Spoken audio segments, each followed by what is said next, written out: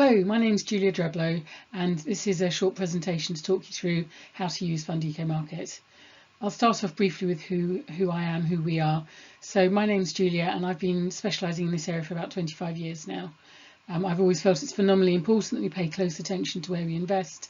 And when I left Friends Provident, which is now part of Aviva, back in 2008, I took the decision to set up my own business, doing a combination of information provision and helping others to grow their businesses on this site. So we run the Fund EcoMarket site now, which is a whole of market database for people who are interested in sustainable, responsible and ethical investment funds and want to understand how to use those funds as part of financial planning.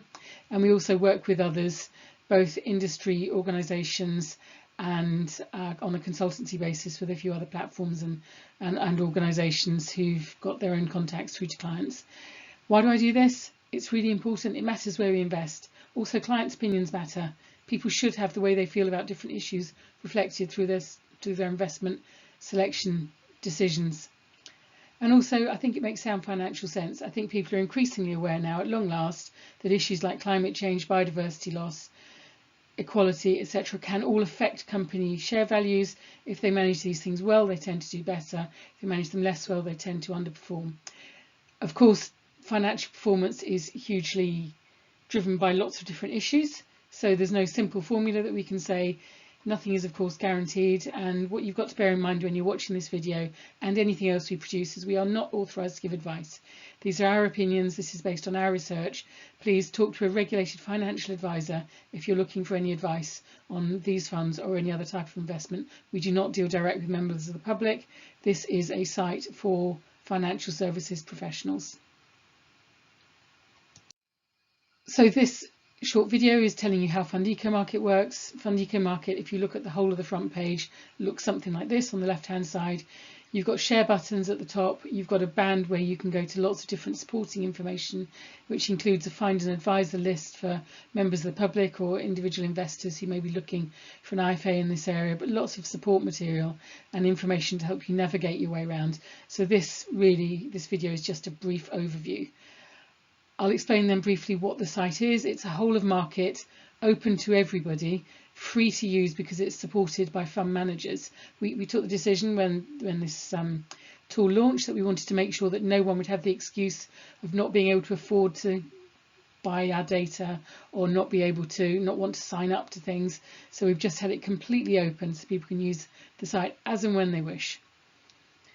It is, however, designed for professional advisors. It doesn't have information all over it that helps individuals to navigate this market. I would suggest you go to a financial advisor if that's what you're looking for, but you're free to browse the site. Anyone can look at the site as you wish. It's designed, however, to help financial services intermediaries to match client aims, so individual investor aims, to fund options.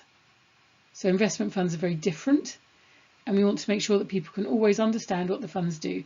It looks like there's a lot of information on the site. There is a lot of information on the site, but that's because these funds are rightly very different, because there are so many issues the investment community can help to tackle and to help to improve by having sound, decent, forward-looking investment strategies.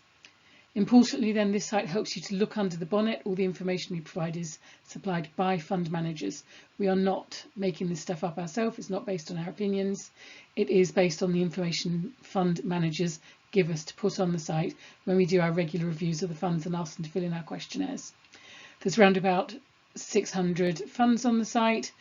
In 2020 there were over 17,000 unique users who use the site, and it's completely designed to complement other tools that are designed for financial services intermediaries, so it goes alongside rather than instead of the tools you're currently using.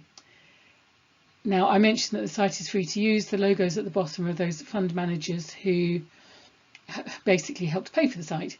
So their funds are listed ahead of other people's funds. They're otherwise treated the same. They have the same questionnaire sent out to them. We put the same information on. The only funds we will refuse to put on the site are those funds where we look at something and think this is actually not designed for clients who are interested in this area. So if a fund tells us it's specifically designed for clients with an interest in environmental and social issues, we will add their fund to the site free of charge. So I'm going to start by showing you the easiest way to use the site.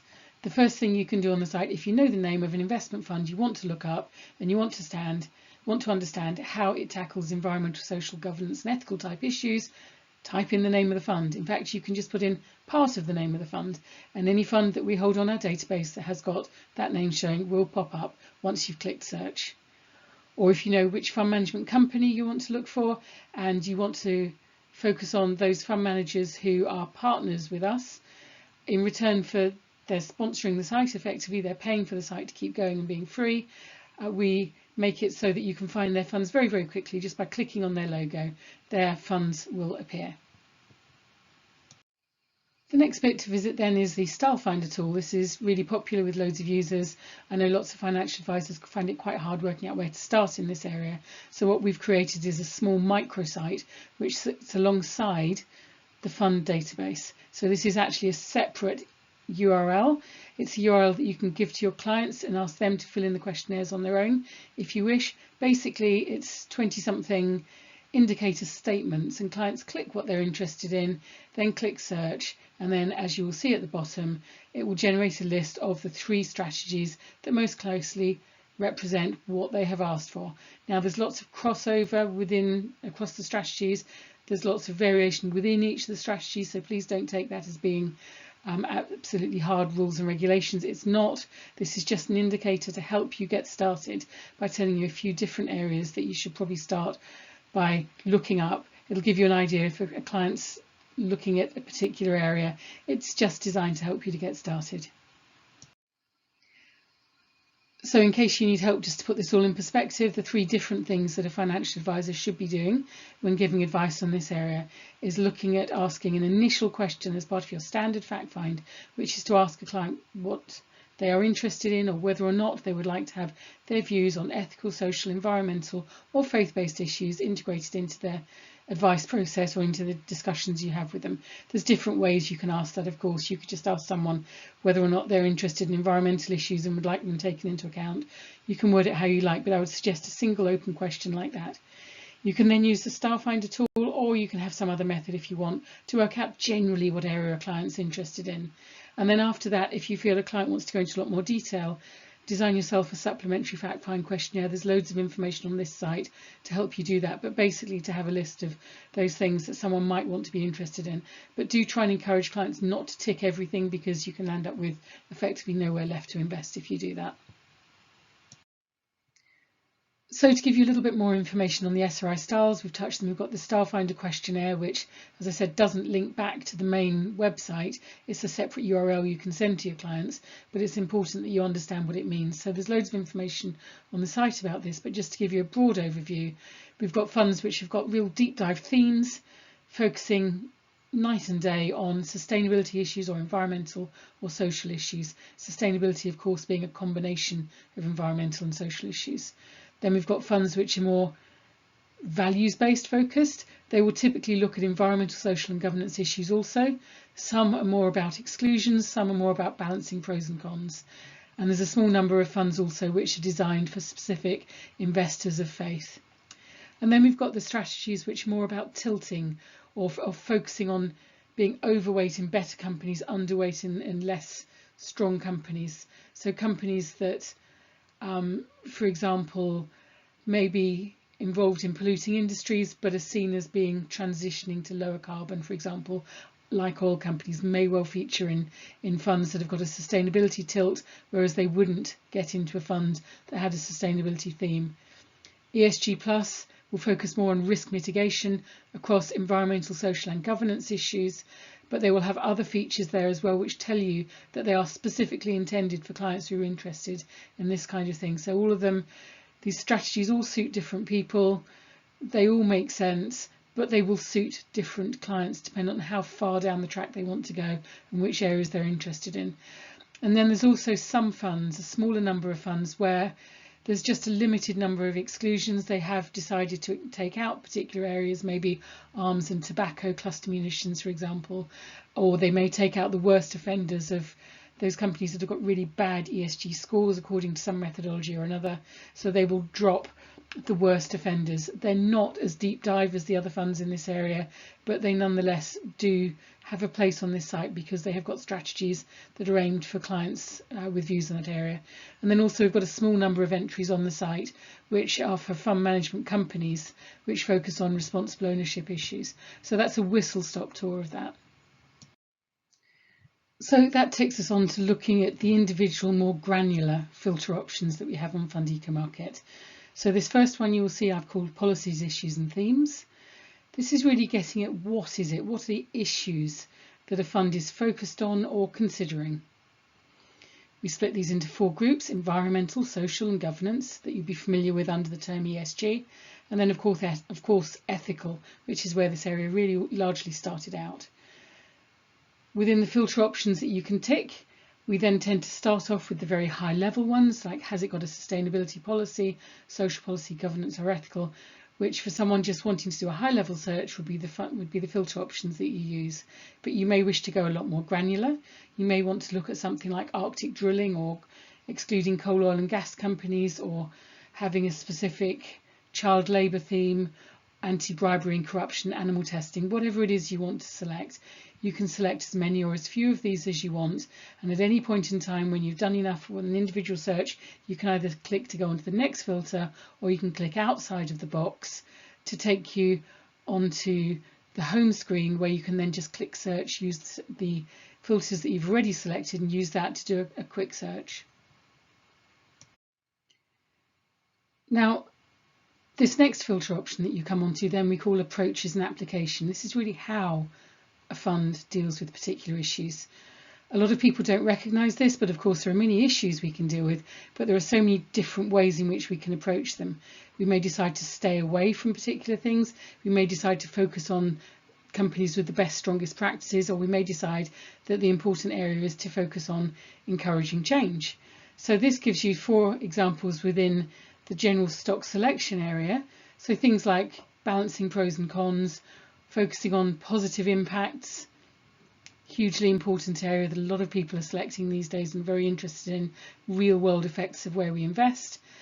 Then we've got policies in practice, because these different strategies, the way in which an issue is approached is very often relevant to the kinds of companies that they land up investing in, large cap, small cap, for example, or companies that have been mapped across to the United Nations Sustainable Development Goals, for example. So the way they work in practice can vary greatly. And then there's also a column for other fund features, so specific to an individual fund, maybe to do with ratings or accreditations that they've got, or particular features, just intended to help you with your search. This third filter, which we've called Responsible Ownership, is an area that is hugely underestimated in terms of its importance. This is really to do with how a fund management company operates behind the scenes, who's doing what is it that they're doing to encourage higher standards.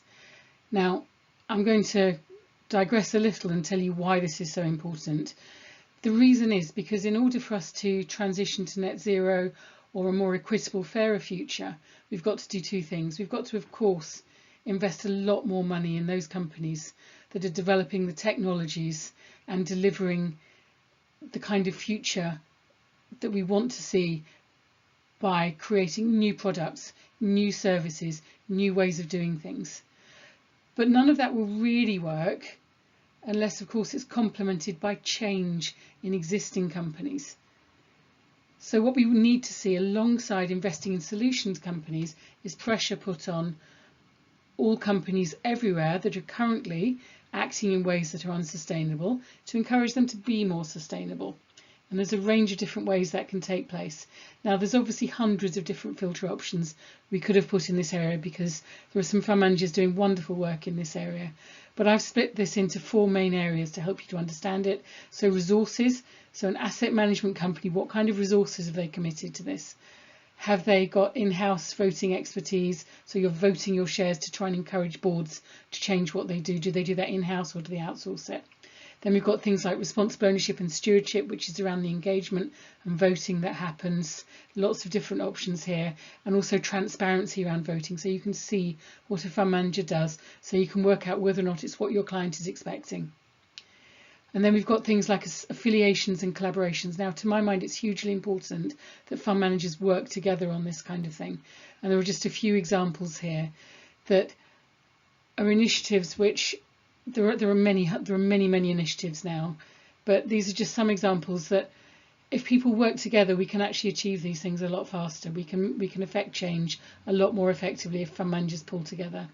And then there are other company features. So again, this last column is just a selection of different bits of information that can help you differentiate between the different asset managers in this area, because some have got across the board strategies that are helping to manage their emissions across the whole company, or manage their practices in a more responsible, positive fashion. Others are more boutique type fund managers, so they specialise. There's lots of different points of differentiation. I've just selected a few of the most important ones to add them onto the site here, and I hope you find this useful and get to understand the reason why this is so important. Right, so the next three filter options I'm going to be showing you are a lot more generic. So the first is that you can select by product type. So if you're looking for a primary fund, obviously that's an OIC or a CCAV, or if you're looking for a pension, you can narrow down your search. To help you narrow down your search further, we've got a list of different asset types. You can leave this blank if you want, or you can make use of it. It's entirely up to you how many of these you choose to select. Like I said earlier, click outside of the box to stop using the filter options and go through to the search function. And the third in this batch then is Fund Geographic Region.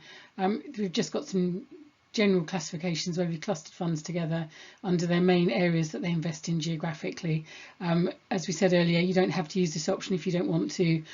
Just click outside the box if you want to move on to the search function. Which brings us back to our last classification, last list of filter options, which is SRI styles, as I introduced earlier in the video. You can, if you want, just jump straight to this filter option and click those SRI styles you feel are relevant to your client. That will narrow the search down to only those funds within these SRI style classifications. If you want to ignore that on the grounds that you know that, for example, it's not only ethical funds that consider ethical issues, and it's not only sustainability funds that consider sustainability issues, you may prefer not to use this filter.